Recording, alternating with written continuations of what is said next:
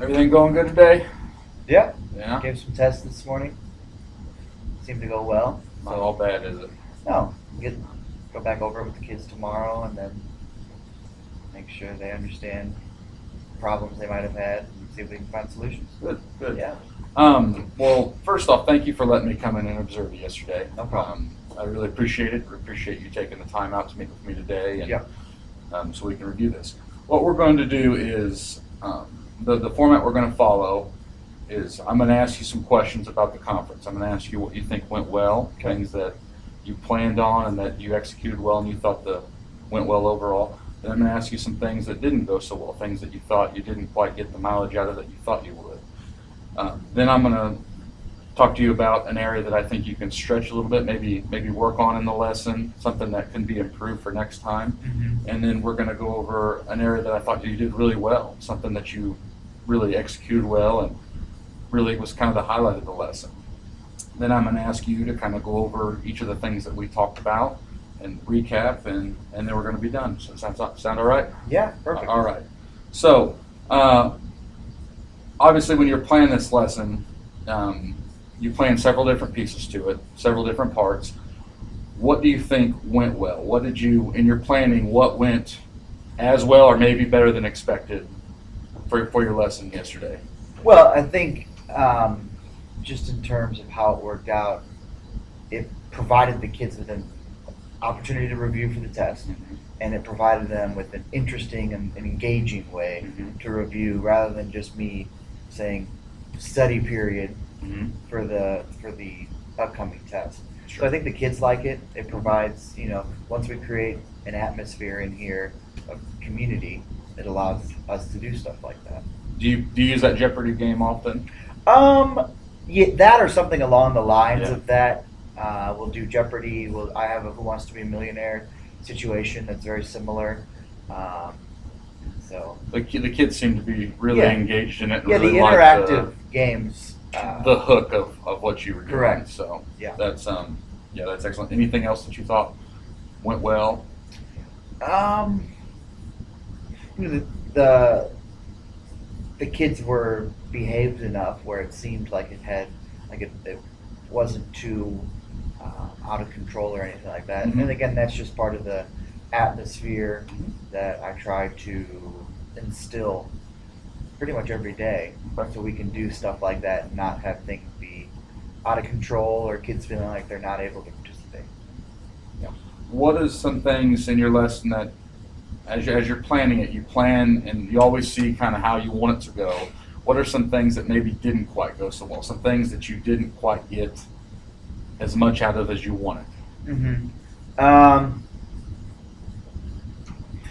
I'm always a little unsure of what questions I want to include, and then whether or not I want to include those questions directly onto the test, because I don't want it to be too much of a just memorization game. I really want the kids to understand the content that we're covering and the skills that I want them to acquire. So like we were doing Shakespeare, I don't just want them to know which, Benvolio, was he a member of the Montagues or the Capulets? That's something they can quickly memorize. I'd rather them understand, some of the stage direction and specific terminology that goes with Shakespeare and playwrights and theater. And so coming up with categories, coming up with questions, deciding whether or not to use those exact questions from the game onto the test, that's something I kind of always struggle with. Mm-hmm. And so I try to do some that were easier so I wouldn't lose all the kids, and some that were a little more difficult. So you felt like kind of when you look back that maybe your questions. Yeah, some of them I didn't Okay. like. They would come up, Sure. and I would present it to the group, and just hearing their conversations as they interact with each other to formulate a question in the time amount or an answer in the time amount. Sometimes I was hearing their conversation and I was agreeing with some of their confusion. Okay. Yeah. Okay.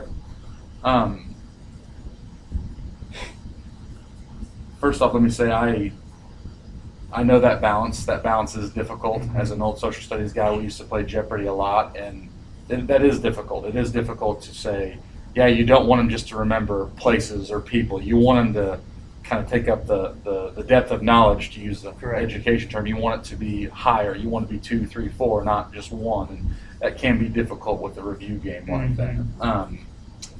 Do you do any kind of like reflection after like a Jeopardy game like that? I don't, and that's something that I could Okay. definitely see myself doing in the future, because that would, like you said, allow me to see what the kids are really taking away from it, and then make sure that they got what I wanted them to take away.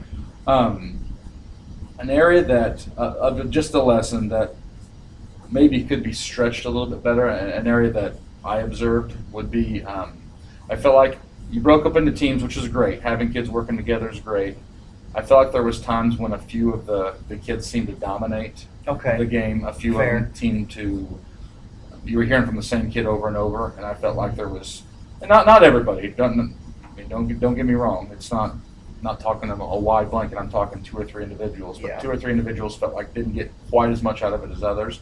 I think a better way you could do that, maybe make smaller groups, or even, and I mean, it'd be challenging. It takes some work, but even making 2 separate games, 3 separate games within the class, and letting kids maybe work stations, and just giving them more hands-on instead of relying on maybe their team of 2 or 3. Understandable. So, but I really did like the game. I really did like, part of the lesson that I really liked was I liked your video you showed directly after you played the game. Oftentimes teachers will play Jeopardy and they'll stretch that out the whole hour, and I really liked how you didn't do that. You did it for 20, 25 minutes, and then you got out of there onto the next thing. Got to keep moving. So yeah, it felt like that that your students never got bored. They never got off task, or if they were off task, it was very briefly. It never got dull. And with our kids, especially in our school, that's very important. An area I also liked that you did was your goal, your objective for the day was it was very broad, and just the day before a test, I can understand that you were reviewing the key components of Romeo and Juliet. I mean, that was essentially your objective. And I really liked how you did 2 or 3 or 4 different activities like that. I think that's really good, because as we know, kids are all different. They all learn different ways. And those 3 or 4 activities, I mean, that's excellent getting to see, or having kids have the opportunity to do. Well, maybe they don't get anything from the Jeopardy game or get much from it. They'll get something from the video that you showed, or the next activity, or the next activity. So I think that's something that going forward, you could really even expand upon more. I mean, and from what I saw that day, that's what you do is great. Keep on doing that with several different activities, always keeping them off their feet, or keeping them on their feet, I guess. So what I'd like to do now is just have you kind of recap what we talked about, and just kind of tell me your thoughts, and that's going to be it. Yeah. Well, I think we both have come to an agreement that having multiple formats of review was something that we can both agree is a good thing to do. And so by incorporating, like you said, the Jeopardy, the video, and the crossword puzzle in the restricted time frame that I had, I was able to keep them on their toes, keep them moving from one set of review to another set of review to a final summative review. And hopefully each student took something away from one of those, if not all of those, for today's test that they're going to have.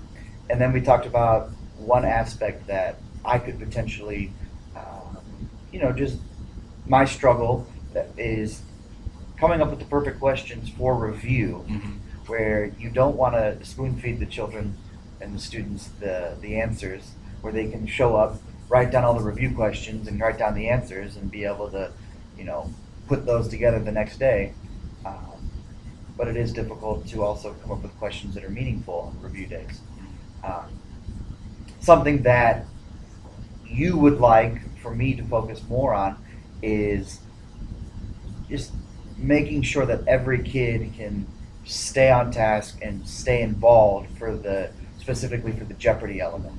I think that, as you were saying that, one way I thought that I could do that is maybe each time we get to a group, a new person is the speaker. That's good. That's really good. That's something that came to my mind when you mentioned that. That's really good. Because then that would force, I say force, it sounds negative, but it would allow each student to, be the team captain for that round, and then they would be able to provide the answer.